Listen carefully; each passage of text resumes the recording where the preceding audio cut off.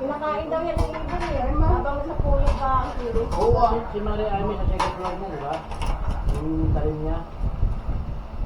Patong mo. Oo, ipatong mo na lang yan dyan. Bagay. Sige na lang eh. Ito oh. Ayan, masarap. Sakto. Kapay pa? Apan na dito ah. Yeah, tama. Thank you, auntie. Nagawin mo yung dyan eh. Nakakaya attorney na sa ito. Huwag thank you. Kasi wala nang susunod yan pag nag-thank you ka. Punta tayo dahil namin. Nasusunod ko yung thank you. Punta tayo mamaya.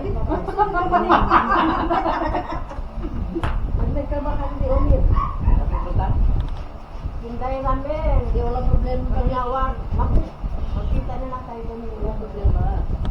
Yung brother ko yung 64, 61, si sister, 60. Ayun mo naman ang kabitan nila. Grabe lang lang yung wait. Parang panganay nyo yun. May na lang tayo. Malay mo, hindi mo lang. Isang araw, hindi ka na ni Lord. Kaya na, labas natin yung mga pera natin sa Yun, tama yun. SSS. Hindi natin ba pinabangan tayo yung natigong. Ano na ano? Alin mo?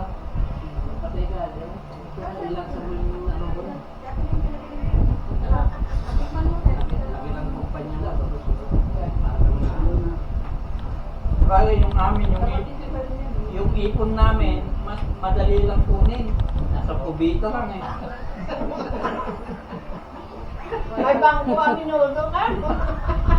Pangalasing na ito mga to. Hindi pa naman. Sarap yung ganyan ba ni brother eh? Big brother eh. Sito. Eh?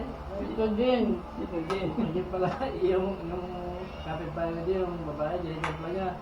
Sojin. Pagkakas ka niya. Ada din tuwag. Okay. Balik din pala ako. Ilan na? Anong year nga namin ang dito ko? Eh, tagal no?